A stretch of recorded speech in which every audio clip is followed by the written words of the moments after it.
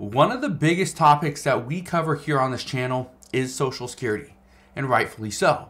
Millions and millions of Americans are wanting to know, when is their next check coming? Is it going to be 100% of their benefits? Are they going to see cuts? What's going to happen with the cost of living adjustment? What's going to happen with the trust fund? The Social Security, is it going to become insolvent? There's a lot of questions here, so let's talk about this. Because over the past 2 months, there's been regular discussions amongst Congress over what to do moving forward. Unfortunately, nothing has passed yet, and they are trying to figure out ways to shore up the Social Security Trust Fund. And eventually, they're going to get there.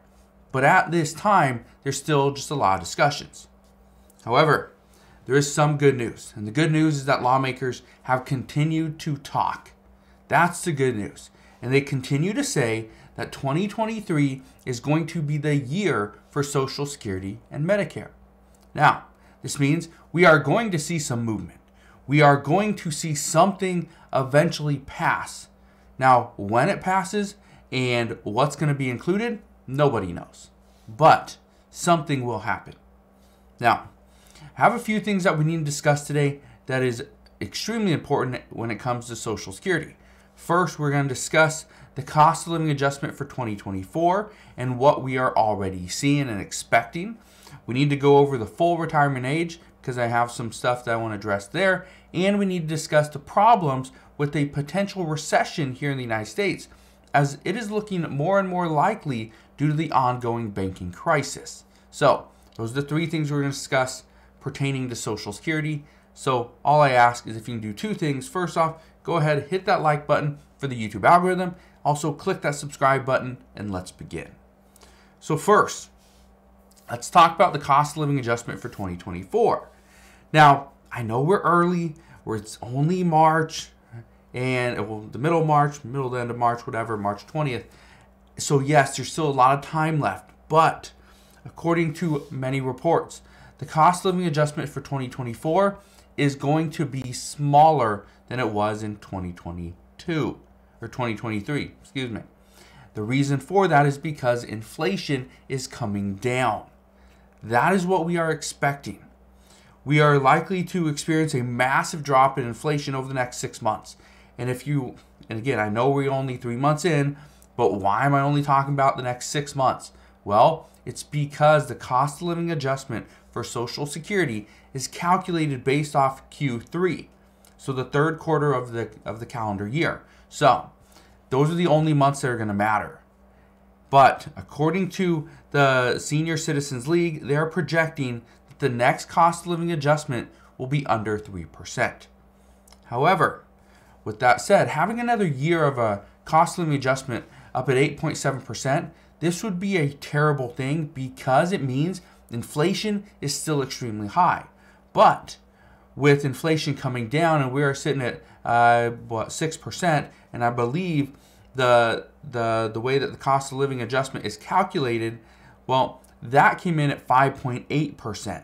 So again, it's coming down. This is why the Senior Citizens League is projecting something under 3%. So just keep that in mind. And again, even though we're 3 months away, it's still a very good idea to understand what the cost of living adjustment for 2024 is going to be, because it's never too early to start planning. And I said this last year, that we're going to have a very high cost of living adjustment, which we did. It was 8.7%. And I said, with that high cost of living adjustment, what's going to happen is people are going to lose other benefits. Well, that's exactly what happened. And I said, and I was talking about this in like August or September. Start, saving a little bit of money on your SNAP benefits, because you are going to start to lose money.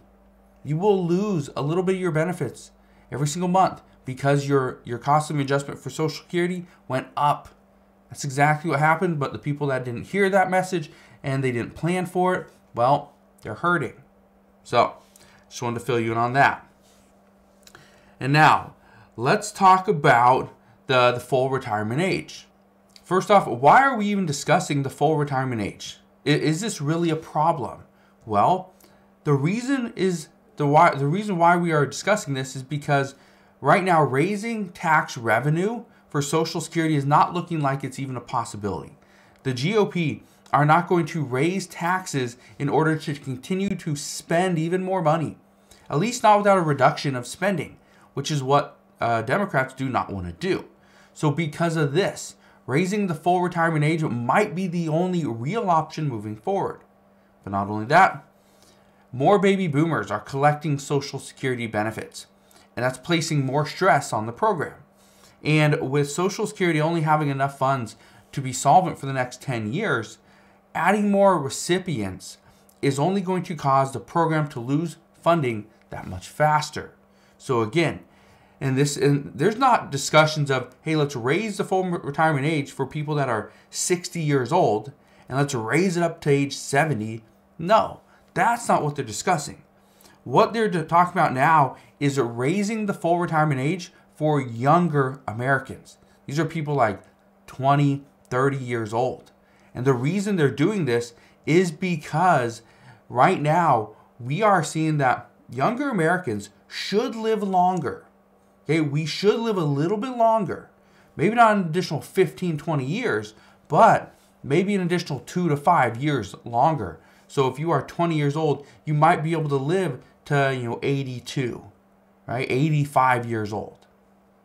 I don't know. We're going to see.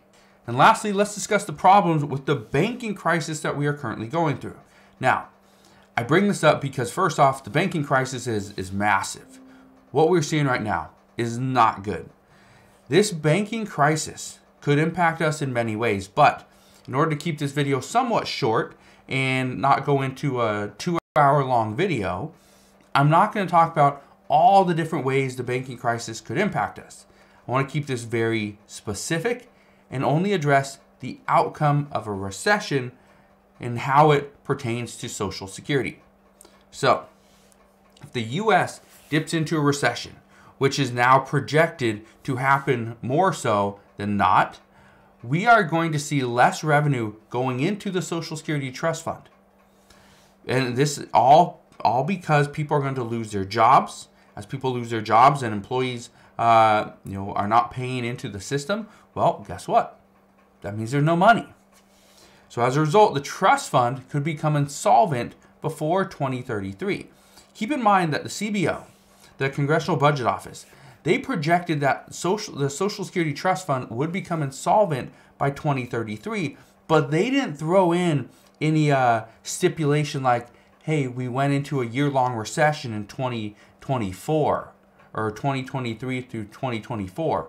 They didn't throw that in there. It was based off just the current expectations. That was it. So if we do dip into a recession, if more people, especially older people, are starting to lose their jobs, they may opt to just go and retire, collect Social Security benefits. Maybe it's early, maybe it's not, who knows. But if they do that, then, again, I bring this up because if the insolvency date moves up, that means it's a year earlier that recipients may only get 78% of their full retirement amount. That's a big problem. And this becomes an even bigger problem, especially when 80% of recipients say they rely on Social Security for more than 90% of their income. That's a pretty big jump. Okay? If you are relying on 90% of your income as just from these Social Security payments, that is a major and a massive problem. But just wanted to fill you in on what's going on because right now, what we are hearing is that Social Security is going to go through some changes. We aren't going to see it completely reformed, but it is going to go through some changes. It should shore up the Social Security Trust Fund. We are going to make sure it's not going to become insolvent anytime soon. But as for how does Congress do this, we don't know. And that's where things are getting pretty interesting. So as we get more information as to what is going on there, I promise I will fill you in on all the latest news and updates. Again, thank you guys for watching. Consider subscribing. I'll see you guys on the next one.